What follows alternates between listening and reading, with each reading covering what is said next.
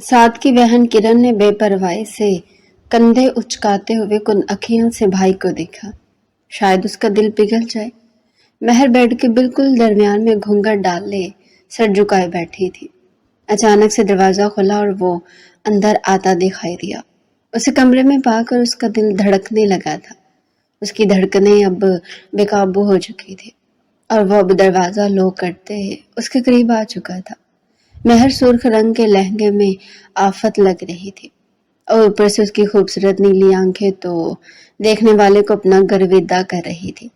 سعد نے ٹائم ضائع کیے بغیر ہی فوراً سے اس کا گھونگھٹ اٹھایا تو اس کی خوبصورتی دیکھ کر مبہوت رہ گیا، کیونکہ مہر بہت خوبصورت تھی، مگر آج تو وہ آسمان سے اتری ہوئی پری لگ رہی تھی۔ گھونگھٹ الٹتے ہی اس نے مہر کے ماتھے پر اپنی محبت کی پہلی مہر لگا دی۔ اس کی اس حرکت پر مہر نے ایک جھرجھری سی لی۔ اب وہ اپنی جیب میں ہاتھ ڈالے کچھ تلاش کرنے لگا۔ تھوڑی دیر بعد جب اس کا ہاتھ باہر آیا تو وہ خالی نہ تھا، بلکہ اس میں ایک لمبی سی ڈبیا تھی۔ اب وہ اسے کھول چکا تھا۔ اس میں ایک بہت ہی خوبصورت بریسلٹ موجود تھا۔ اب وہ اس خوبصورت بریسلٹ کو مہر کی نازک سی کلائی پر پہنا رہا تھا۔ مہر بھی تعریف کیے بغیر نہ رہ سکی۔ واو، اٹس ریئلی بیوٹیفل، مگر تم سے کم، سعد نے فوراً جواب دیا۔ اس کے جواب پر وہ پھر سے نظریں جھکا گئی۔ مہر، تم نہیں جانتی آج میں کتنا خوش ہوں۔ آج مجھے اپنی زندگی کی ہر خوشی مل گئی ہے اور یہ سب صرف اور صرف تمہاری وجہ سے ہوا ہے۔ آج میں تمہاری ہر خواہش پوری کرنے کے لیے تیار ہوں، چاہے جو بھی تم مانگو۔ سعد نے مہر کی کمر میں بازو ڈالتے ہوئے اسے اپنی طرف کھینچا تو وہ شرما گئی اور شرماتے شرماتے کہنے لگی کہ چلے ٹھیک ہے، پھر آسمان سے 2 تارے تو توڑ لائے میرے لیے۔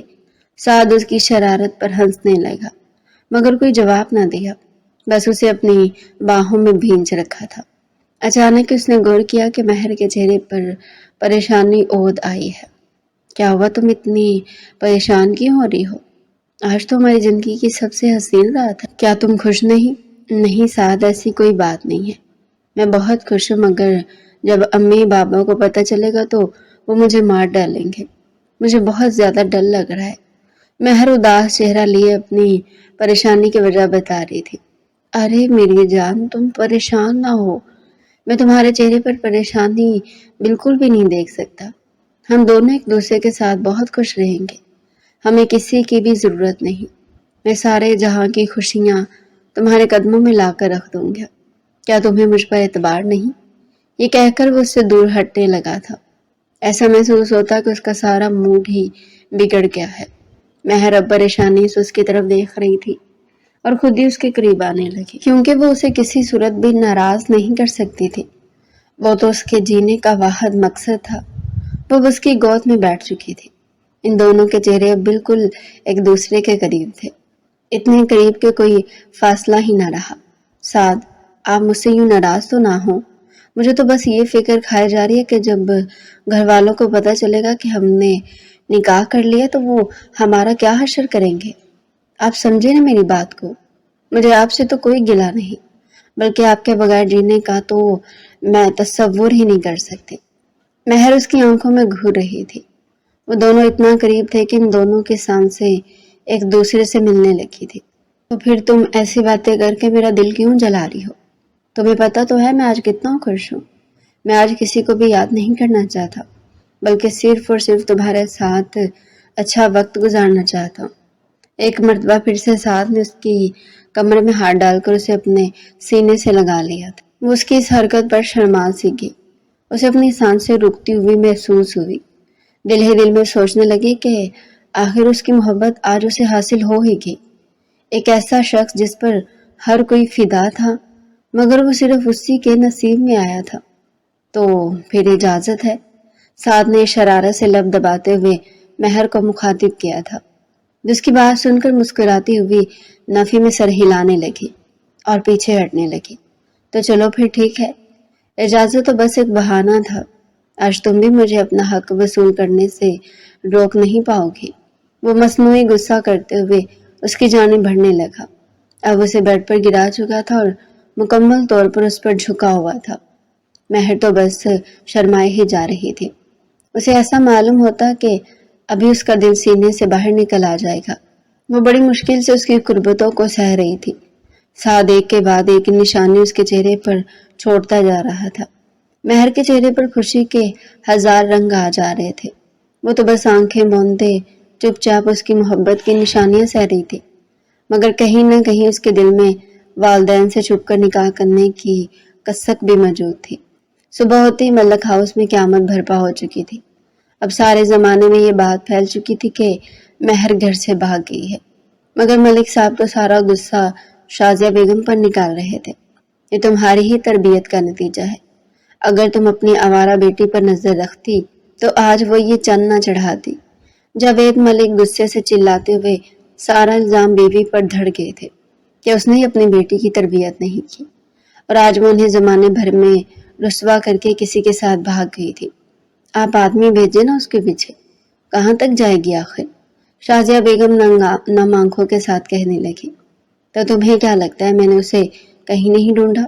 زمانے بھر میں تلاش کیا اسے، مگر اس کا کہیں کوئی سراغ نہیں۔ اور وہ سچی کہہ رہے تھے کیونکہ ابھی ہی وہ باہر سے مایوس لوٹے تھے۔ پاگل عورت، تمہیں تو یہ بھی پتہ نہ چلا کہ وہ لڑکی کب گھر سے بھاگی۔ مجھے تو لگتا ہے وہ رات کو ہی بھاگی ہوگی اور تم نے مجھے صبح بتایا۔ اب میں کہاں کہاں اسے ڈھونڈوں، پتہ نہیں کس بل میں جا کے چھپ گئی ہے۔ ایک رات میں تو انسان کہاں کا کہاں پہنچ جائے۔ اس نے تو بس گھر سے ہی نکلنا تھا۔ جاوید ملک کے چہرے پر غم و غصوں کے ملے جلے تاثرات ہے، اور وہ اپنا سارا غصہ بیوی پر نکال رہے تھے، کیونکہ اکثر ایسے معاملات میں ایسے ہی ہوتا ہے۔ بیٹیوں کے گھر سے بھاگ جانے کے بعد مائیں ہی قصوروار ٹھہرائی جاتی ہے۔ تم تو چپ کر کے گھر میں ہی بیٹھی ہو نا۔ مجھے صبح سے ہزاروں فون آ چکے ہیں۔ اب تو بزنس پارٹنرز بھی فون کر کے مجھے میری بدنامی کی مبارکباد دے رہے ہیں۔ میں کہاں جاؤں؟ کہاں جا کر چھپوں؟ کس دیوار کے ساتھ اپنا سر ماروں؟ ان کا غصہ مزید تیز ہونے لگا تھا۔ اب تو مجھے لگتا ہے کہ اسی بدنامی کے ساتھ ہی مجھے مرنا پڑے گا۔ یہ بدنامی اب میرا مقدر بن چکی ہے۔ اس بغیرت لڑکی نے مجھے کہیں منہ دکھانے کے قابل نہیں چھوڑا۔ ابھی وہ یہ بات کر رہے تھے کہ اچانک سے ان کے فون کی گھنٹی بجنے لگی، مگر ان میں اٹھانے کی ہمت نہ تھی، تو جیب سے فون نکال کر دیوار پہ دے مارا۔ نہ ہی مصیبت ہوگی اور نہ ہی مجھے لوگوں کی باتیں سننی پڑیں گی۔ جاوید ملک کا غصہ ہر گزرتے لمحے کے ساتھ بڑھتا جا رہا تھا۔ میں اس لڑکی کو زندہ نہیں چھوڑوں گا، ایک نہ ایک دن اسے ڈھونڈ کر رہوں گا، چاہے زندہ یا مردہ، اور اگر زندہ مل گئی تو اس کے سینے میں اپنے ہاتھوں سے گولی اتاروں گا۔ جاوید ملک کی باتیں سن کر شازیہ بیگم خاموشی سے آنسو بہاتی رہی، کیونکہ اس کے علاوہ وہ اور کچھ بھی کرنے کے قابل نہ تھی۔ وہ اب کر بھی کیا سکتے تھے؟ اب تو زمانے بھر میں اس بات کا چرچا ہو گیا تھا کہ جاوید ملک کی بیٹی گھر سے بھاگ چکی ہے۔ شازیہ بیگم تو اس وقت کو کوس رہی تھی جب وہ لڑکی پیدا ہوئی تھی، اور وہ خود کو ہی قصوروار ٹھہرا رہی تھی کہ ایسی اولاد پیدا کرنے سے تو اچھا تھا کہ میں بانجھ ہی رہتی۔ ان کا دل اب پھٹنے کو تھا، مگر وہ شوہر سے کچھ بھی کہنے کی ہمت نہ کر پائی، کیونکہ وہ جان چکی تھی کہ اگر انہوں نے اس معاملے میں ذرا بھی مہر کی طرفداری کی تو وہ اسے ہی طلاق دے ڈالیں گے، کیونکہ آج تک وہ یہی تو کرتے آئے تھے۔ کسی کی بھی غلطی ہو طلاق کی دھمکی صرف شازیہ بیگم کو ہی ملتی تھی۔ دوسری طرف فارم ہاؤس میں مہر اور سعد کی صبح دیر سے ہوئی تھی۔ رات دیر تک جاگنے کی وجہ سے وہ ابھی تک نیند کی وادیوں میں کھوئے ہوئے تھے۔ اچانک سے مہر کی آنکھ کھلی اور اس کی نظر گھڑی پر گئی تو صبح کے 10 بج رہے تھے۔ وہ ٹائم دیکھ کر حیران رہی کہ آخر وہ اتنی دیر کیسے سوتی رہی۔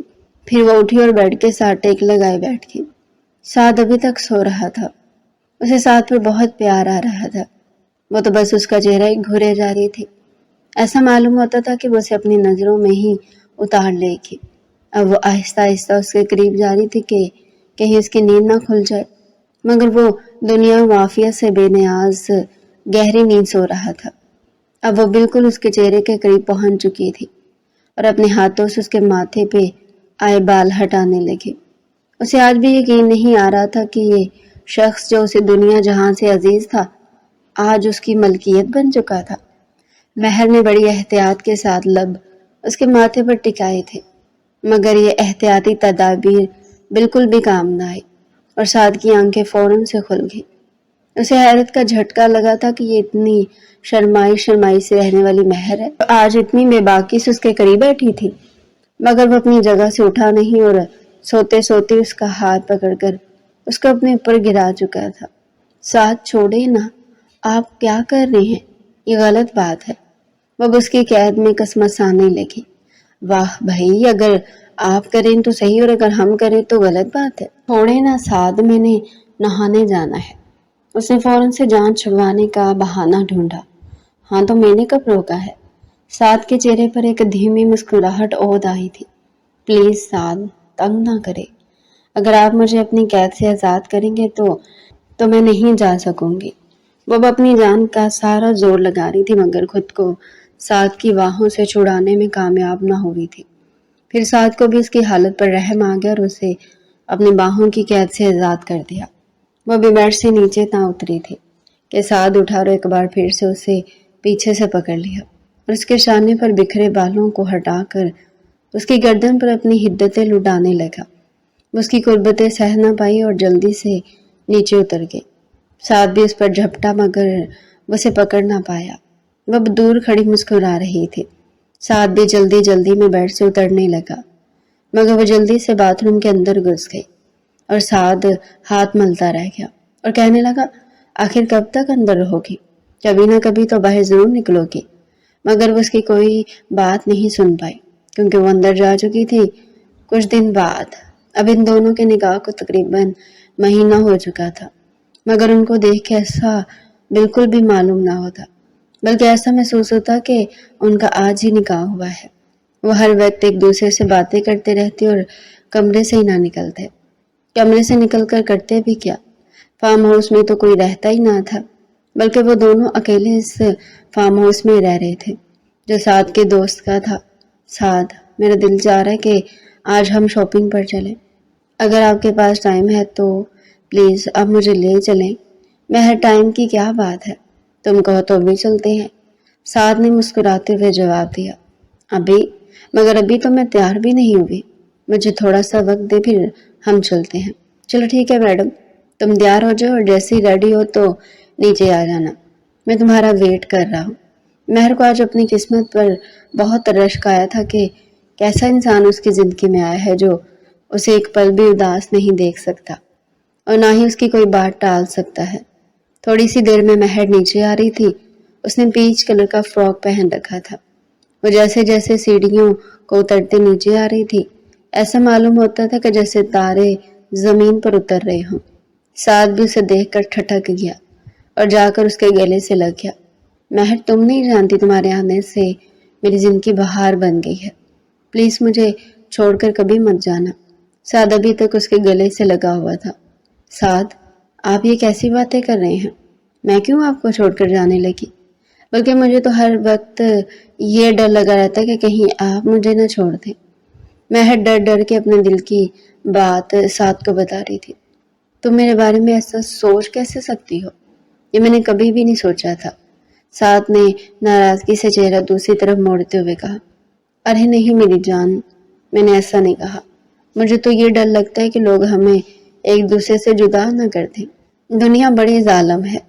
سعد، انہیں سازشیں رچنے میں ٹائم نہیں لگتا۔ سعد جو خاموشی سے دوسری طرف دیکھ رہا تھا اس کی بات سن کر اس کی طرف آنے لگا۔ مہر، میرے دل کو بھی ہر وقت یہی دھڑکا لگا رہتا ہے کہ اگر تمہارے ماں باپ نہ مانے تو پتہ نہیں کیا ہوگا، کہیں وہ تمہیں مجھ سے چھیننے میں کامیاب ہی نہ ہو جائے۔ سعد، آپ پریشان نہ ہو، دیکھیے گا ایک دن سب کچھ ٹھیک ہو جائے گا۔ خود پریشان ہونے کے باوجود مہر اسے تسلی دے رہی تھی کیونکہ وہ دونوں ایک دوسرے کا سہارا تھے۔ اس کے علاوہ انہیں کوئی اور سہارا میسر نہ تھا۔ تھوڑی ہی دیر میں وہ شہر کے سب سے بڑے شاپنگ مال میں موجود تھے۔ مہر کو کچھ پسند نہیں آ رہا تھا اور سعد شاپنگ بیگ لیے اس کے پیچھے پیچھے چل رہا تھا۔ وہی سامان اس نے اپنی پسند سے مہر کے لیے خریدا تھا۔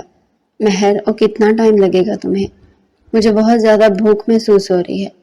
میں تو کہتا ہوں پہلے چل کر ڈنر کر لیتے ہیں، اس کے بعد تم اپنی شاپنگ مکمل کر لینا۔ مگر مہر بھی اپنی ضد پر اڑی ہوئی تھی کہ پہلے وہ اپنی سب چیزیں خریدے گی، اس کے بعد ہی کھانا کھانے کے لیے جائیں گے۔ اسی لیے بس سعد خاموشی سے اس کے پیچھے چل رہا تھا۔ महर देखो, इर्द गिर्द के लोग मुझे देख रहे हैं कि मैं किस तरह बीवी की ताबेदारी करते हुए शॉपिंग बैग लिए उसके पीछे पीछे चल रहा हूँ। साद ने शरारती लहजे में महर से कहा, हाँ तो इसमें क्या बुराई है? क्या आपको मेरे साथ होना अच्छा नहीं लगता? महर ने झट से जवाब दिया था, जान तुम तो नाराज ही हो गई, मैं तो बस मजाक कर रहा था। साद ने उसका कंधा पकड़कर उससे रोका था, मगर जैसे उसने महर का चेहरा अपनी तरफ मोड़ा तो वो भी मुस्कुरा रही थी, यानी कि वो भी उसके साथ मजाक ही कर रही थी। फिर दोनों का एक साथ कहका निकल गया। अचानक से महर की निगाह एक जगह ठहर गई और उसके चेहरे पर मौजूद खुशी अब बेतहाशा डर में बदल चुकी थी। साथ ने उसे परेशान देखा तो कहने लगा, क्या हुआ महर? तो वो जुबान से कुछ न बोली और उंगली से एक तरफ इशारा कर दिया। साथ ने उस तरफ देखा तो वहां जावेद मलिक खड़े थे और उनके साथ मुबशिर भी मौजूद था। उन्हें देखते ही साथ ने फौरन से महर को पीछे खींचा और वे एक स्टॉल के पीछे छुप गए। साद, मुझे बहुत ज्यादा डर लग रहा है, अगर इन्होंने हमें देख लिया तो वो हमें जान से ही मार डालेंगे। महर परेशानी के आलम में इधर उधर देख रही थी कि कहीं वो इधर तो नहीं आ रहे हैं। महर, तुम बिल्कुल भी परेशान ना हो, उन्होंने हमें नहीं देखा, अगर उन्होंने हमें देखा होता तो वो अब तक हमारे पीछे आ चुके होते। तुम फिक्र ना करो, मैं हूं ना तुम्हारे साथ। साद अब उसे तसल्ली देने लगा था, मगर उसकी तसल्ली से महर की फिक्र कम ना हुई। थोड़ी देर तो वो यूं ही स्टॉल के पीछे छुपे रहे। जब वो लोग चले गए तो वो भी बाहर निकल आए। महर का दिल अब शॉपिंग करने को ना था। वो साद से कहने लगी कि बस अब घर चलते हैं, मगर महर खाना तो खा ले, मुझे बहुत ज्यादा भूख लग रही है। साद ने उसे अपनी भूख का वास्ता देकर रोकना चाहा, मगर वो बिल्कुल भी रुकने पर रजामंद ना हुई और उसे खींचते हुए बाहर ले जाने लगी। तो साद को भी मजबूरन उसके साथ चलना पड़ा। यार महर, जल्दी से चाय बना कर ले आओ, और कितनी देर लगाओगी? साद मुसलसल महर को आवाजें लगाए जा रहा था, जो किचन में 2 कप चाय बनाने गई थी और अभी तक वापस नहीं आई थी। थोड़ी ही देर में महर किचन से निकलती हुई नजर आई। उसके हाथ में चाय के 2 कप भी थे। उसने चाय के दोनों कप सामने पड़ी मेज पर रख दिए और खुद नढाल होकर कुर्सी पर बैठ गई। साद उसकी हालत देखकर कुछ परेशान हो गया। महर, तुम्हें क्या हुआ है? तुम्हारी तबीयत तो ठीक है? साद परेशानी के आलम में उसके करीब आया और उससे उसकी तबीयत के बारे में मालूम करने लगा। पता नहीं साद, कल से मुझे वीकनेस हो रही है और चक्कर भी आ रहे, मगर मैंने आपको इसलिए नहीं बताया क्योंकि मैं आपको परेशान नहीं करना चाहती थी। यार महर, ये तुम कैसी बातें कर रही हो? तुम्हारी तबीयत ठीक नहीं और तुमने मुझे बताया ही नहीं। साद तो बहुत ज़्यादा परेशान हो रहा था। चलो हम अभी डॉक्टर के पास चलते हैं। उसका हाथ पकड़कर अब उसे उठा रहा था। नहीं साद, ऐसा कुछ भी नहीं है कि मैं डॉक्टर के पास ही चली जाऊं। चाय पीऊंगी तो कुछ बेहतर महसूस करूंगी। आप भी बैठे और चाय पिए। महर, ये तुम क्या कह रहे हो? तुम्हारी तबीयत ठीक नहीं, तुम्हें डॉक्टर के पास जरूर जाना चाहिए। चलो, बस जिद ना करो। साद अब भी अपनी जिद पर अड़ा हुआ था। साद प्लीज, मैं बहुत ज्यादा थक चुकी हूँ, मैं कुछ देर आराम करना चाहती हूँ। अगर शाम तक तबीयत ठीक ना हुई तो फिर हम डॉक्टर के पास जरूर चलेंगे। अब आप मेरी बात मान लें और आराम से बैठकर चाय पिए। वो अब उसका हाथ पकड़कर उसे कुर्सी पर बिठा रही थी। चलो ठीक है, मैं 2-3 घंटे देख लेता हूँ, मगर तुम्हारी तबीयत कुछ बेहतर ना हुई तो तुम्हें डॉक्टर के पास चलना ही होगा। महर खामोशी से बैठी हाँ में सर हिला गई। वो कमरे में इधर उधर टहल रही थी। उसके चेहरे पर बहुत ज्यादा खुशी थी। ऐसा मालूम होता था आज उसकी जिंदगी मुकम्मल हो गई है। पता नहीं साद कब आएंगे।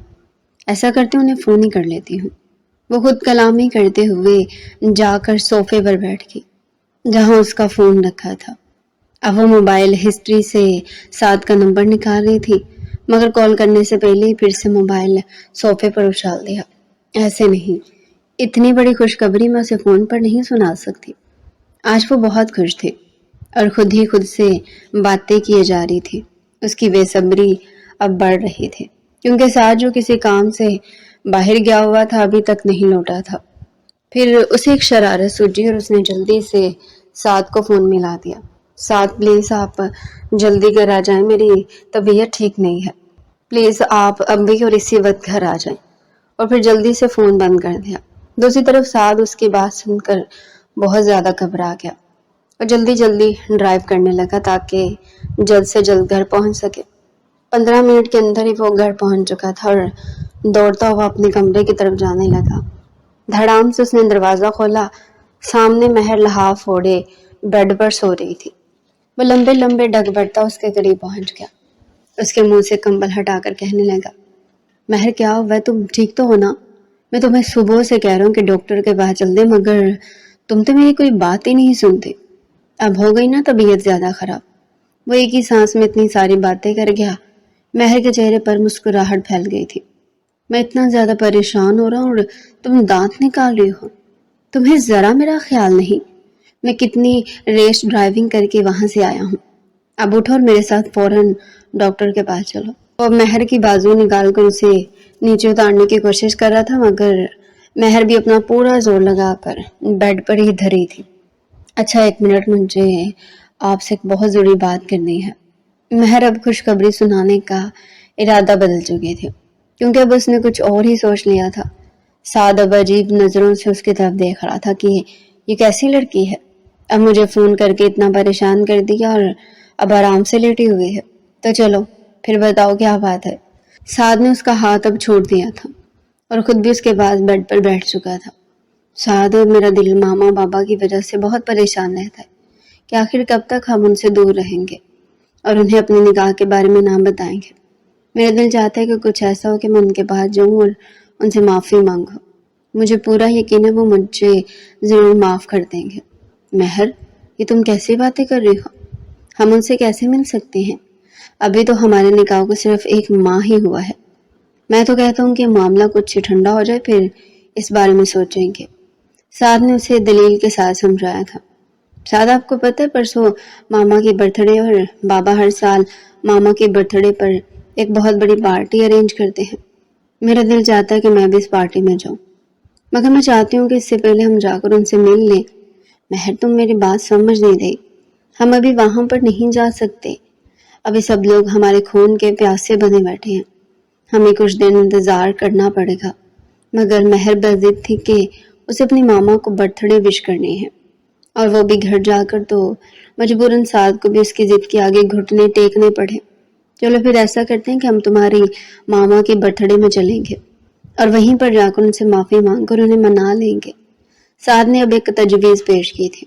वो चाहता था कि कल की बजाय वो डायरेक्ट परसों बर्थडे पार्टी में जाए, मगर महर को ये तजवीज़ कुछ पसंद नहीं आई थी। वो चाहती थी कि वो पहले कल जाकर घर वालों से माफ़ी मांग ले ताकि मामला संभल जाए, मगर साद उसी बात पर अड़ा था कि वो सालगिरह के दिन ही जाएंगे, तो महर को भी मजबूरन उसकी बात मानना पड़े। मगर महर ने उसे वो खुशखबरी ना बताई जो वो थोड़ी देर पहले बताने के लिए बेताब हो रही थी। अब उसने ये सोच लिया था कि ये खबर वो सबकी मौजूदगी में सुनाएगी। साथ देखे ना, मेरी समझ में कुछ नहीं आ रहा कि मैं शाम को क्या पहनूं। आप ही मेरी हेल्प कर दें, उसने फिक्रमंदी से कहा, क्योंकि वो अपने बाप के घर जाने के लिए बहुत ज़्यादा एक्साइटेड हो रही थी। अरे मेरी जान, कुछ भी पहन लो, तुमने तो गजब ही डहाना है। साद अब मुस्कुराते हुए उसके करीब आ चुका था। अब वो इतना करीब आ चुका था कि दोनों के दरमियान 1 इंच का भी फासला न रहा। साद की गर्म सांसें महर को अपनी गर्दन पर महसूस हो रही थी। उसे ऐसा लग रहा था जैसे उसकी गर्दन झुलस गई हो। महर खुद को छुड़वाने लगी थी। साद, छोड़े ना, देर हो रही है। अगर आप ऐसे करते रहे तो वहां पार्टी खत्म भी हो जानी है। तो साद ने भी उसे बड़े आराम से छोड़ दिया, क्योंकि वो भी जानता था कि अब पार्टी शुरू हो चुकी होगी और उसे पार्टी पर जाने की महर से भी ज्यादा जल्दी थी। साद, मुझे डर लग रहा है। अगर बाबा ने हमें माफ ना किया तो हम क्या करेंगे?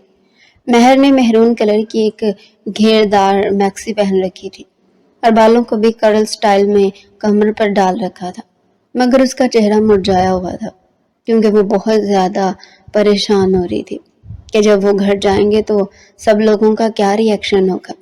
महर, तुम इतना क्यों डर रही हो? ये फैसला भी तो तुम्हारा अपना था कि तुम्हें अपने बाबा से माफी मांगनी थी। मैं तो तुम्हें पहले ही समझाता रहा हूँ कि अभी कुछ दिन रुक जाते हैं, جب سب کچھ ٹھیک ہو جائے گا تو ہم بھی ان سے معافی مانگ لیں گے۔ سعد اب بھی وہی بات کر رہا تھا جو اس نے پہلے مہر سے کی تھی، مگر مہر نے اس کی بات نہیں مانی تھی اور اب وہ خود ہی پریشان ہو رہی تھی۔ مہر تم بالکل بھی پریشان نہ ہو، دیکھنا وہ ہمیں ضرور معاف کر دیں گے۔ اب بس جلدی سے تم چلو، ٹائم دیکھا، مجھے تو لگتا ہے ہم پہنچ ہی نہ پائیں گے۔ یہ کہہ کر سعد اسے باہر کی طرف لے کر آ رہا تھا۔ مہر بوجھل قدموں کے ساتھ اس کا ہاتھ تھامے چل رہی تھی۔ وہ ملک ہاؤس کے باہر کھڑے تھے، مگر ابھی تک وہ دونوں اپنی گاڑی میں موجود تھے کیونکہ مہر ضد کر رہی تھی کہ مجھے نیچے نہیں اترنا، بس آپ واپس چلے، ہم پھر کبھی آ جائیں گے۔ ابھی اندر بہت زیادہ لوگ ہیں گے، اگر ان سب کے سامنے بابا نے ہمیں نکال دیا تو کیا ہوگا؟ سعد اسے سمجھانے کی بھرپور کوشش کر رہا تھا، مگر مہر اس کی بات بالکل نہیں مان رہی تھی اور اپنی ضد پر اڑی ہوئی تھی۔ مہر، میری طرف دیکھو۔ سعد اب اس کا چہرہ اپنی طرف کر رہا تھا۔ میری جان تم اتنا نہ ڈرو، ہم اندر چلتے ہیں، جو ہوگا دیکھا جائے گا۔ جب ہم یہاں تک پہنچ گئے تو ہم آگے بھی چل سکتے ہیں، کوئی ہمارا کچھ نہیں بگاڑ سکتا۔ ہم بالغ ہیں، ہم نے اپنی مرضی سے نکاح کیا ہے، کوئی گناہ تو نہیں کیا۔ اگر اسے گھر والوں کو اعتراض ہے تو اس میں ہمارا کوئی قصور نہیں۔ سعد ایک بار پھر سے اسے سمجھانے کی کوشش کر رہا تھا، مگر اس بار مہر نے انکار نہ کیا، وہ خاموشی سے سنتے رہے۔ پھر تھوڑی ہی دیر میں وہ کار سے اتر کر گیٹ کے اندر داخل ہونے لگے۔ اب وہ ملک ہاؤس کے اندر موجود تھے۔ سب سے پہلے جوید ملک کی نظر ان پر پڑی۔ پہلی نظر میں تو انہوں نے اپنا خیال سمجھ کر جھٹک دیا، مگر پھر غور کرنے پر ان کا غصہ آسمان تک پہنچ گیا۔ وہ فوراً سے اس طرف آئے اور کہنے لگے، دفع ہو جاؤ میرے گھر سے، تم میرے لیے مر چکی ہو۔ جب تم اس لڑکے کے ساتھ چلی گئی تھی اسی دن ہی میں نے تمہارا جنازہ پڑھ لیا تھا، اب یہاں کیا لینے آئی ہو؟ آتے ساتھ ہی جوید ملک غصے سے چلانے لگے۔ اب برتھ ڈے پارٹی میں آئے ہوئے سارے مہمان انہی کی جانب دیکھ رہے تھے۔ شازیہ بیگم اور گھر کے دوسرے افراد بھی وہاں پر آ چکے تھے۔ ان کو یوں غصے میں دیکھ کر مہر بہت زیادہ گھبرا گئی، مگر پھر خود پر قابو پاتے ہوئے کہنے لگی، بابا میں سعد کے ساتھ ایسے نہیں گئی، ہم نے نکاح کیا ہے اور ہم بالغ ہیں، ہم اپنی مرضی سے اپنے فیصلے کر سکتے ہیں۔ سعد پلیز بابا کو بتائیں نا کہ ہم نے نکاح کیا ہے۔ اب وہ سعد سے مخاطب تھی کہ وہ بھی انہیں منانے میں اس کا ساتھ ہے۔ کون سا نکاح؟ آپ کی بیٹی نے 1 مہینہ میرے ساتھ بغیر نکاح کے گزارا ہے، میرا بستر گرم کیا ہے، وہ تو میری بہن سے بھی گئی گزری نکلی۔ آپ کی بیٹی جس پر آپ کو ناز تھا میرے نکاح میں نہیں تھی، مگر پھر بھی میرے ساتھ راتیں گزاری۔ مہر حیران و پریشان نم آنکھوں کے ساتھ اسے دیکھ رہی تھی۔ اس کا عشق، اس کا یقین سب ریزہ ریزہ ہو چکا تھا۔ اب وہاں پر سعد کی بہن کرن بھی آ چکی تھی۔ بھائی یہ لوگ مہر کو مار ڈالیں گے تو مجھے کیا؟ اس کے بچے سے بھی کوئی تعلق نہیں، تعلق ہونا بھی نہیں چاہیے، ہوگا کسی کا گندا خون۔ کرن حیرانی سے بھائی کو وہاں سے جاتا دیکھ رہی تھی۔ جب کرن سعد کے کمرے میں آئی تو اس کے کمرے کی حالت دیکھ کر گھبرا گئی، کیونکہ کمرہ اپنی اصلی حالت میں موجود نہ تھا۔ ہر چیز ادھر سے ادھر بکھری پڑی تھی، کانچ کی ساری چیزیں اب ٹوٹ چکی تھی، ڈریسنگ ٹیبل پر پڑی تمام چیزیں زمین بوس ہو چکی تھی، اور وہ غصے سے کمرے میں ادھر ادھر چکر کاٹ رہا تھا۔ بھائی یہ کیا کیا ہے آپ نے؟ وہ فیصلہ بھی آپ کا اپنا تھا تو اب غصہ کرنے کا کیا فائدہ؟ اس وقت تو آپ نے میری بات ہی نہیں مانی اور اب کمرے کی یہ حالت کر دی، اب اسے کیا سمجھو؟ آتے ساتھ ہی کرن غم و غصہ کے ملے جلے جذبات کے ساتھ سے کہنے لگے۔ کرن بہت زیادہ غصے میں تھی کیونکہ وہ یہ نہیں چاہتی تھی۔ میں نے کب کہا کہ میں اپنے فیصلے سے مکر ہوں؟ سعد نے غصے سے جھنجھلاتے ہوئے بہن کی طرف دیکھا۔ بھائی اب اگر آپ کو لگتا ہے کہ آپ نے صحیح فیصلہ کیا اور وہ لڑکی اس انجام کی حقدار تھی تو پھر آپ اس طرح غصہ کیوں کر رہے ہیں؟ آپ تو خوش ہو جانا چاہیے تھا۔ کرن جانتی تھی کہ اس کا بھائی کبھی بھی کوئی ایسا کام نہیں کر سکتا تھا جسے دوسروں کو نقصان پہنچے۔ یقیناً اس کا ضمیر جھاگ چکا تھا۔ میں وہ وقت نہیں بھول پا رہا جب ان لوگوں نے تمہارے شوہر کی موت کا ذمہ دار تمہیں ٹھہرایا، نہ صرف اتنا بلکہ تمہیں جیل میں ڈال دیا، اور وہاں جو انسپیکٹر تھا اس نے تمہارے ساتھ جو کیا تم بھول گئی ہو؟ تمہیں نہیں لگتا کہ وہ لوگ اس چیز کے قصوروار ہیں؟ تم معاف کر دو مگر میں کبھی معاف نہیں کروں گا۔ وہ ضبط کی آخری حدوں کو چھوتے ہوئے بولا تھا۔ غصے سے اس کے جبڑے تنے ہوئے تھے۔ لیکن ماتھے پر ابھی بھی بل موجود تھے۔ بھائی میں ان لوگوں کو معاف کر چکی ہوں۔ کرن نے آنسو چھپاتے ہوئے رخ پھیر دیا۔ لیکن میں معاف نہیں کروں گا۔ مجھے وہ وقت نہیں بھولتا جب میں تمہیں پولیس اسٹیشن سے لے کر گھر آیا تھا، جب تم راتوں کو جاگ جاگ کر چیختی چلاتی تھی، جب تم اپنے سگے بھائی کے سائے سے بھی گھبرانے لگی تھی۔ وہ میں سب بھول جاؤں کیا؟ میرے لیے یہ غیرت کا مسئلہ نہیں ہے کہ میری بہن نے 3 راتیں اس پولیس اسٹیشن میں گزاری، جہاں نہ جانے وہ درندہ پولیس انسپیکٹر اس کے ساتھ کیا کیا کرتا رہا۔ ہر کوئی بھول جائے، میں نہیں بھولوں گا۔ اور میں نے اس لڑکی کو اس کے بھائی کے کیے کی سزا دی ہے۔ سعد حلق کے بل چلاتے ہوئے کرن کو چپ کروا گیا تھا۔ بھائی، جو ہونا تھا ہو چکا ہے، کیوں اپنی عزت اپنے ہاتھوں سے روند رہے ہو؟ میرا شوہر زندہ ہوتا تو کیا وہ مجھے اس طرح ذلیل ہونے دیتا؟ نہیں نا، تو آپ تو زندہ سلامت ہے، پھر کیوں اپنی بیوی کو یوں دوسروں کے رحم و کرم پر چھوڑ دیا ہے؟ کرن نے روحانسی ہوتے ہوئے کہا تو سعد نے اس پر ایک گہری نظر ڈالی اور اس کی طرف پشت کر کے کھڑا ہو گیا۔ بھائی، آپ کو میری قسم، آپ اس لڑکی کو معاف کر دیں اور گھر لے آئیں۔ چلیں، میری قسم چھوڑیں۔ کیا 1 مہینے میں وہ آپ کے دل میں اتنی بھی جگہ نہیں بنا سکی کہ آپ اس کو اس کے گھر والوں کے عذاب سے بچا سکیں؟ کرن نے بھائی کو جانچتی نظروں سے دیکھتے ہوئے کہا تو وہ نظریں جھکا گیا۔ کرن، تم جاؤ یہاں سے، میں کوئی بات نہیں کرنا چاہتا۔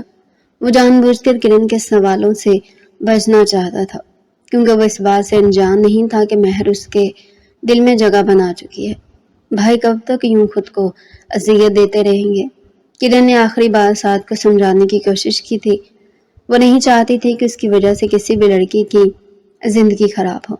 وہ ان حالات سے گزر چکی تھی، اس لیے اسے احساس تھا کہ اس طرح زندگی گزارنا کتنا مشکل تھا، جب لوگ آپ کو کھا جانے والی نظروں سے دیکھ رہے ہوں، جب آپ کو 3 راتیں ایک پولیس اسٹیشن میں گزارنی پڑے، جب آپ کے گھر والے آپ پر اعتبار کرنا چھوڑ دیں اور آپ پر ظلم و ستم کے پہاڑ توڑ دیں۔ وہ کسی بات سے انجان نہ تھے، بس وہ اس لڑکی کو بچانا چاہتی تھی۔ مجھے نہیں پتا میں کیا کر رہا ہوں، مگر میری بہن خوش نہیں رہے گی تو اس گھر کی لڑکی کو بھی خوش رہنے کا حق حاصل نہیں ہے۔ سعد نے آخری فیصلہ سناتے ہوئے کرن کی طرف دیکھا۔ وہ ہاں میں سر ہلا گیا۔ اس کا بھائی تو ایسے باتیں کرنے والا نہیں تھا۔ پھر آخر آج کل وہ کس کی صحبت میں رہنے لگا تھا جس نے اسے ایسی باتیں سکھا دی تھی؟ وہ کبھی بھی بدلے کو فروغ نہیں دیتا تھا اور آج بدلہ لینے کی بات کر رہا تھا، وہ بھی اپنے سے کمزور لڑکی سے۔ بھائی، آپ ایسے نہیں تھے۔ کرن نے آنسو روکتے ہوئے بھائی کو یاد دلانا چاہا کہ وہ بدلہ لینے کی آگ میں انسانیت کھو چکا ہے۔ میں ایسا نہیں تھا، مگر حالات نے مجھے ایسا بنا دیا ہے۔ میں مہر کے متعلق کچھ نہیں کر سکتا۔ تم جاؤ یہاں سے۔ آخری بار وہ اپنے گھنے بالوں میں ہاتھ چلاتے ہوئے بہن کو جانے کو بول چکا تھا، مگر کرن صوفے پر جگہ بناتے ہوئے بیٹھ چکی تھی۔ میں تب تک نہیں جاؤں گی جب تک کہ آپ مجھ سے وعدہ نہ کر لیں کہ آپ اس لڑکی کو بچا لیں گے۔ اس کا کیا قصور ہے؟ میں اپنی قسمت کی طرف سے منتخب کی گئی سزا اس سے کیوں دوں؟ آپ میری بات کیوں نہیں سمجھ رہے بھائی؟ اگر آپ کی وجہ سے اس لڑکی کے ساتھ کچھ بھی برا ہوا تو یہ یاد رکھیے گا، آپ ہمیشہ ہمیشہ کے لیے اپنی بہن کھو دیں گے۔ کرن سختی سے کہتے ہوئے کمرے سے نکل گئے، جبکہ وہ پنچنگ بیگ پر مکے برسانے لگا۔ میں نے کب کہا کہ میں اپنے فیصلے سے مکر رہا ہوں؟ سعد نے غصے سے جھنجھلاتے ہوئے بہن کی طرف دیکھا۔ بھائی، اگر آپ کو لگتا ہے کہ آپ نے صحیح فیصلہ کیا اور وہ لڑکی اس انجام کی حقدار تھی تو پھر آپ اس طرح غصہ کیوں ہو رہے ہیں؟ آپ کو تو خوش ہو جانا چاہیے تھا۔ کرن جانتی تھی اس کا بھائی کبھی بھی کوئی ایسا کام نہیں کر سکتا تھا جسے دوسروں کو نقصان پہنچے۔ یقیناً اس کا ضمیر جھاگ چکا تھا۔ میں وہ وقت نہیں بھول پا رہا جب ان لوگوں نے تمہارے شوہر کی موت کا ذمہ دار تمہیں ٹھہرایا۔ نہ صرف اتنا بلکہ تمہیں جیل میں ڈال دیا، اور وہاں جو انسپیکٹر تھا اس نے تمہارے ساتھ جو کیا، کیا تم بھول گئی ہو؟ تمہیں نہیں لگتا کہ وہ لوگ اس چیز کے قصوروار ہیں؟ تم معاف کر دو، مگر میں کبھی معاف نہیں کروں گا۔ وہ ضبط کی آخری حدوں کو چھوتے ہوئے بولا تھا۔ غصے سے اس کے جبڑے تنے ہوئے تھے، لیکن ماتھے پر ابھی بھی بل موجود تھے۔ بھائی، میں ان لوگوں کو معاف کر چکی ہوں۔ کرن نے آنسو چھپاتے ہوئے رخ پھیر دیا۔ لیکن میں معاف نہیں کروں گا۔ مجھے وہ وقت نہیں بھولتا جب میں تمہیں پولیس اسٹیشن سے لے کر گھر آیا تھا، جب تم راتوں کو جاگ جا کر چیختے چلاتی تھی، جب تم اپنے سگے بھائی کے سائے سے بھی گھبرانے لگی تھی، کیا وہ میں سب بھول جاؤں؟ کیا میرے لیے یہ غیرت کا مسئلہ نہیں ہے کہ میری بہن نے 3 راتیں اس پولیس اسٹیشن میں گزاری، جہاں نہ جانے وہ درندہ صرف تو پولیس انسپیکٹر اس کے ساتھ کیا کیا کرتا رہا؟ ہر کوئی بھول جائے، میں نہیں بھولوں گا۔ اور میں نے اس لڑکی کو اس کے بھائی کے کیے کی سزا دی ہے۔ سعد حلق کے بل چلاتے ہوئے کرن کو چپ کروا گیا تھا۔ بھائی، جو ہونا تھا ہو چکا ہے، کیوں اپنی عزت اپنے ہاتھوں سے روند رہے ہو؟ میرا شوہر زندہ ہوتا تو کیا وہ مجھے اس طرح ذلیل ہونے دیتا؟ نہیں نا، آپ تو زندہ سلامت ہے، پھر کیوں اپنی بیوی کو یوں دوسروں کے رحم و کرم پر چھوڑ دیا ہے؟ کرن نے روحان سے ہوتے ہوئے کہا تو سعد نے اس پر ایک گہری نظر ڈالی اور اس کی طرف پشت کر کے کھڑا ہو گیا۔ بھائی، آپ کو میری قسم، آپ اس لڑکی کو معاف کر دیں اور گھر لے آئیں۔ چلے، میری قسم چھوڑے، کیا 1 مہینے میں وہ آپ کے دل میں اتنی بھی جگہ نہیں بنا سکی کہ آپ اس کو اس کے گھر والوں کے عتاب سے بچا سکے؟ کرن نے بھائی کو جان چلی نظروں سے دیکھتے ہوئے کہا تو وہ نظریں جھکا گیا۔ کرن، تم جاؤ یہاں سے، میں کوئی بات نہیں کرنا چاہتا۔ وہ جان بوجھ کر کرن کے سوالوں سے بچنا چاہتا تھا، کیونکہ وہ اس بات سے انجان نہیں تھا کہ مہر اس کے دل میں جگہ بنا چکی ہے۔ بھائی، کب تک یوں خود کو اذیت دیتے رہیں گے؟ کرن نے آخری بار سعد کو سمجھانے کی کوشش کی تھی۔ وہ نہیں چاہتی تھی کہ اس کی وجہ سے کسی بھی لڑکی کی زندگی خراب ہو۔ وہ ان حالات سے گزر چکی تھی، اس لیے اسے احساس تھا کہ اس طرح زندگی گزارنا کتنا مشکل تھا۔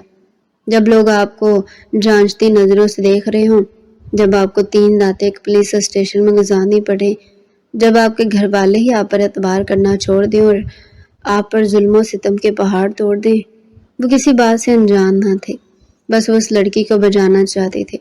مجھے نہیں پتا میں کیا کر رہا ہوں، مگر میری بہن خوش نہیں رہے گی تو اس گھر کی لڑکی کو بھی خوش رہنے کا حق حاصل نہیں ہے۔ سعد نے آخری فیصلہ سناتے ہوئے کرن کی طرف دیکھا۔ وہ توسیع میں سر ہلا گئی تھی۔ اس کا بھائی تو اس ایسی باتیں کرنے والا نہیں تھا۔ پھر آخر آج کل وہ کس کی صحبت میں رہنے لگا تھا جس نے اسے ایسی باتیں سکھا دی تھی؟ وہ کبھی بھی بدلے کو فروغ نہیں دیتا تھا، اور آج بدلہ لینے کی بات کر رہا تھا، وہ بھی اپنے سے کمزور لڑکی سے۔ بھائی، آپ ایسے نہیں تھے۔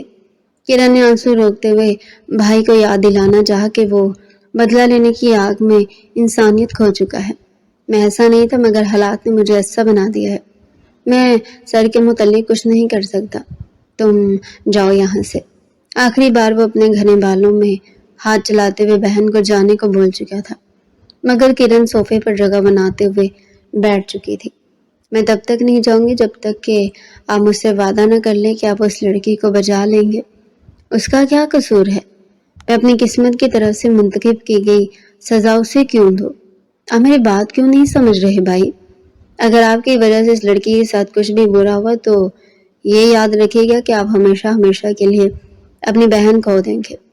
کرن سختی سے کہتے ہوئے کمرے سے نکل گئی، جبکہ وہ پنچنگ بیگ پر مکے برسانے لگا۔ جاوید میاں، کیا سوچ رہے ہو؟ رخشندہ بیگم نے دیور کو سر سے پیر تک گھورتے ہوئے غصے سے کہا تھا۔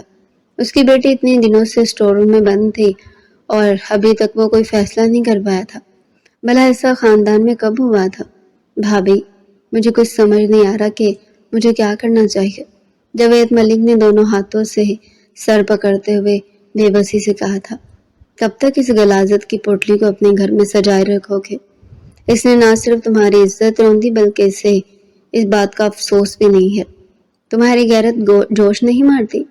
رخشندہ بیگم نے دیور کی طرف دیکھا تو وہ نظریں چرا کے، بھابھی، آپ کیا چاہتی ہیں؟ اسے کون سی سزا دی جائے؟ جاوید ملک نے کرسی کی پشت سے ٹیک لگاتے ہوئے بڑی بھابھی سے سوال پوچھا تھا۔ ان کی تو باتیں کھل گئی تھی۔ آج تک اس خاندان میں اس گناہ کی صرف ایک سزا ہے۔ رخشندہ بیگم نے صفاقیت سے کہتے ہوئے جاوید ملک کی طرف دیکھا، مگر بھابھی، ابھی جاوید ملک نے آدھا جملہ ادا کیا تھا۔ اب رخشندہ بیگم انہیں غصے سے گھورتے ہوئے اٹھ کھڑی ہوئی۔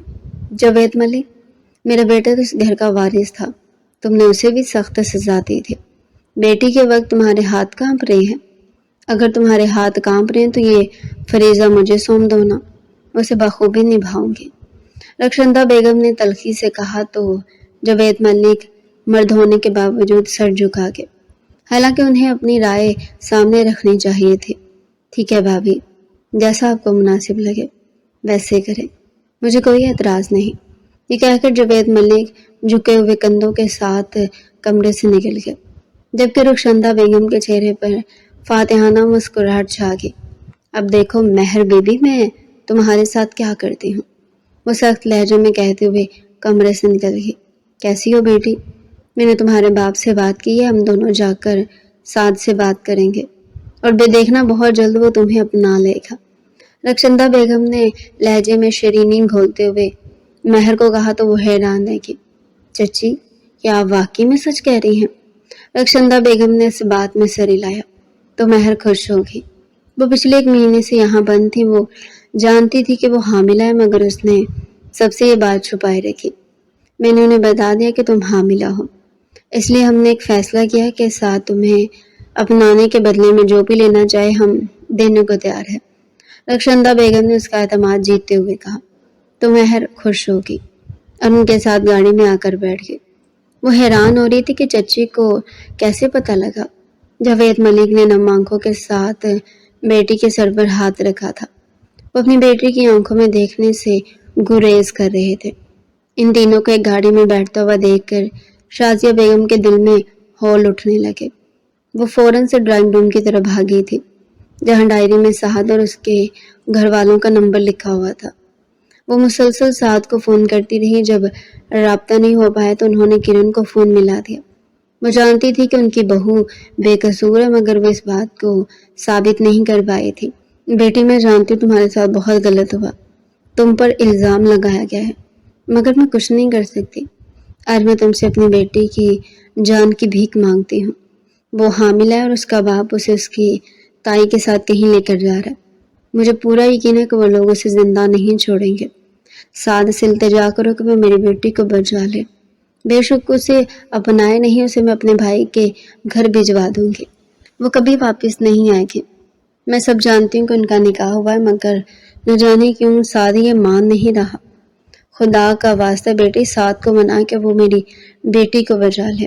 شازیہ بیگم نے روتے ہوئے کرن کو کہا تو کرت کے ہاتھ کانپ اٹھے۔ وہ فوراً بھائی کے کمرے کی طرف بھاگی اور اسے سارا سچ بتا دیا۔ ایک پل کو تو سعد بھی پریشان ہو گیا تھا، دوسرے ہی پل وہ بغیر کچھ کہے گاڑی کی چابیاں اٹھاتا گارڈز کے ساتھ شازیہ بیگم کے بتائے ہوئے پتے پر روانہ ہو گیا تھا۔ جیسے ہی وہ ملک ڈیری فارم پہنچا، اس کے قدم تھم گئے، کیونکہ ان لوگوں نے مہر کے ہاتھ پاؤں باندھ کر اسے ایک پلر کے ساتھ باندھ رکھا تھا۔ رخشندہ بیگم کے ہاتھ میں پستول تھا، جبکہ جاوید ملک نم آنکھوں کے ساتھ بیٹی کو دیکھ رہے تھے۔ رک جاؤ، یہ کیا ہو رہا ہے؟ ہمت کیسے ہوئی میری بیوی پر پستول تاننے کی؟ سعد بغیر رخشندہ بیگم کو موقع دیے فوراً سے پستول کھینچ کر گارڈ کو پکڑا چکا تھا۔ آگے بڑھ کر اس نے مہر کو آزاد کیا اور چلاتے ہوئے رخشندہ بیگم کی طرف بڑھا۔ اگر میری بیوی کو ایک بھی خروچ آتی ہے تو آپ یہ جان لیں کہ میں آپ کو زندہ گاڑ دیتا۔ وہ چلاتے ہوئے رخشندہ بیگم کو ہوش کی دنیا میں واپس لا کر پٹک چکا تھا۔ لڑکے، تم ہوتے کون ہو دخل اندازی کرنے والے؟ تم اس عورت سے رشتے پر انکار کر چکے ہو، پھر کس حق سے اسے بچانے آئے ہو؟ وہ غصے سے چلاتے ہوئے کہنے لگی۔ پہلی بار ان کا منصوبہ ناکام ہوا تھا، آپ نے جو کیا وہ میں جانتا ہوں، بلکہ اس کے تو میرے پاس ثبوت موجود ہے۔ انکل، میں آپ کو بتاتا ہوں کہ اس عورت نے آپ سب لوگوں کے ساتھ کیا کیا ہے۔ آپ کو لگتا ہے کہ یہ آپ کے ساتھ مخلص ہے، ایسا نہیں ہے۔ یہ عورت دھوکے سے آپ سے جائیداد کے سارے کاغذات سائن کروا چکی ہے۔ یہیں تک نہیں بلکہ آپ کو لگتا ہے کہ میری بہن نے اپنے شوہر کا قتل کیا۔ بھلا وہ ایسا کیوں کرے گی؟ اس نے سارے خاندان کے مخالفت مول لے کر آپ کے بیٹے سے شادی کی، اسے کبھی کوئی نقصان نہیں پہنچا سکتی تھی۔ وہ کھانا بنا کر گئی تھی، انہوں نے اس کھانے میں زہر ڈال دیا، اور جب مبشر نے وہ کھانا کھایا تو زہر نے اپنا کام کر دکھایا۔ وہ چند منٹوں میں ہی اپنے خالق حقیقی سے جا ملا۔ آپ نے اس کے بیٹے کا قتل کروایا تھا نا؟ یہ آپ لوگوں سے بدلہ لے رہی ہے۔ مہر کو مارنے کے پیچھے بھی اسی کی سازش تھی، اور آپ کی بڑی بیٹی مہرین، اس کے ساتھ جو کچھ بھی ہوا اس میں بھی اس عورت کا ہاتھ ہے۔ سعد حقارت سے کہتے ہوئے رخشندہ بیگم کو خوفزدہ کر گیا تھا۔ زندگی میں پہلی بار وہ گھبراہٹ کا شکار ہوئی تھی۔ آج تک اس رات سے کسی نے پردہ نہیں اٹھایا تھا، تو پھر سعد کو سب کچھ کیسے پتہ چلا؟ میں ان کی ملازمہ سے ملا، اس نے مجھے سب کچھ بتایا۔ سردار ہاشم خان خون بہاؤ میں جائیداد لینے کے قائل تھے، مگر یہ عورت ان سے ملی اور ونی لینے کو مجبور کیا۔ مجبوراً آپ کو مہرین کی شادی سردار ہاشم خان سے کرنی پڑی۔ یہ یہیں تک نہیں رکی، بلکہ سردار ہاشم خان کو جائیداد کے بدلے مہرین کو مارنے کا حکم دیا۔ وہ معمولی سا سردار چند ٹکے میں بک گیا اور پھر آپ کی بیٹی کو اس نے مار کر کنویں میں پھینک دیا۔ اس عورت نے مشہور کیا کہ وہ کسی اور کے ساتھ بھاگ گئی ہے۔ یہی نہیں، اس نے تو شازیہ آنٹی کو بھی مروانے کی کئی بار کوشش کی، مگر ہر بار ناکام رہی۔ میری بہن کا بچہ مروانے والی پھر اسے جیل بھجوا کر انسپیکٹر کے ہاتھوں اس کے ساتھ زیادتی کروانے والی بھی یہی ہے۔ اب تک میں آپ کو غلط سمجھتا رہا اور سوچتا رہا کہ مبشر اور آپ کی وجہ سے میری بہن کے ساتھ یہ سب ہوا، مگر میں غلط تھا، کیونکہ ان سب کے پیچھے تو رخشندہ بیگم کا ہاتھ تھا۔ وہ نفرت سے کہتے ہوئے جاوید ملک کو حیران کر گیا تھا۔ وہ اپنی بھابھی کی طرف دیکھنے لگے جو شرمندہ ہو کر سر جھکا چکی تھی۔ مانتی ہیں آپ یا ثبوت لاؤں؟ اتنا سارا بولنے پر سعد کی سانسیں پھول چکی تھی۔ وہ غصے سے اس عورت کو گھور رہا تھا جس کی سچائی آج اس کے سامنے آئی تھی۔ اس عورت کی وجہ سے وہ اپنی بیوی اور بچے کو کھونے چلا تھا۔ ہاں، میں نے یہ سب کیا ہے کیونکہ تم لوگوں نے مجھے مجبور کیا۔ پہلے میرا شوہر اس شخص کے برے کرموں کی وجہ سے ابدی نیند سو گیا، پھر اس نے میرے بیٹے اور بہو کو مروا دیا، جبکہ یہ جانتا تھا کہ میری بیٹی حاملہ ہے، مگر ان لوگوں نے پتھر مار مار کر اسے مار ڈالا۔ میرے بیٹے نے آخری سانسیں میری گود میں لی ہیں۔ مجھے اس کے دکھ پتہ ہیں۔ جب میں خوش نہیں رہی تو یہ لوگ کیسے خوش رہ سکتے ہیں؟ میں یہ نہیں ہونے دے سکتی تھی۔ میں نے جو کیا بالکل ٹھیک کیا، اور جہاں تک جائیداد کی بات ہے تو اس پر سب سے زیادہ حق میرا ہے، کیونکہ میرا بیٹا اس خاندان کا ولی عہد تھا، مگر اس شخص نے جان بوجھ کر میرے بیٹے کو مروایا تاکہ اس کا بیٹا اس ریاست پر حکومت کر سکے۔ میں مانتی ہوں میں نے یہ سارے قتل کیے ہیں، وہ نفرت سے کہتے ہوئے جاوید ملک کی طرف دیکھنے لگے۔ جاوید ملک کا بس نہیں چل رہا تھا کہ بھابھی کو گولیوں سے بھون دے۔ اسی وقت پولیس انسپیکٹر آئے، انہوں نے ریکارڈنگ کر لی تھی۔ رخشندہ بیگم حیران ہو کر دیکھ رہی تھی کہ یہ سب کیا ہو رہا ہے۔ انہیں گرفتار کر لیا گیا، جبکہ جاوید ملک بیٹی سے معافی مانگنے لگے۔ سب کچھ ٹھیک ہو چکا تھا۔ مہر نے تشکر بھری نظروں سے سعد کی طرف دیکھا۔ بے شک اس نے بہت تکالیف سہی تھی، مگر سعد نے اس کی باپ کی آنکھیں کھول دی تھی۔ وہ جانتی تھی کہ معاف کرنے میں بہت وقت لگے گا، مگر وہ سعد سے محبت کرتی تھی، اس کے لیے کچھ بھی برداشت کرنے کو تیار تھی۔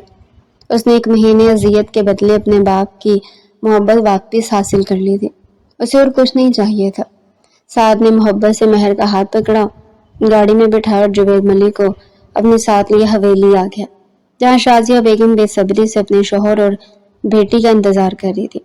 وہ پہلے ہی بیٹا کھو چکی تھی، اب بیٹی سے ہاتھ نہیں دھونا چاہتی تھی، مگر سعد کی وجہ سے انہیں ان کی بیٹی واپس مل گئی تھی۔ داماد کی عزت ان کی نظر میں دوہری ہو گئی تھی۔ تو ڈیئر ریڈر، یہ تھا آج کا ہمارا انٹرسٹنگ ناول۔ مزید ایسے ہی انٹرسٹنگ ناول ہمارے چینل پر ڈیلی سننے کے لیے چینل کو سبسکرائب کریں، ویڈیو کو لائک کریں اور کمنٹ سیکشن میں اپنی رائے لازمی دیں۔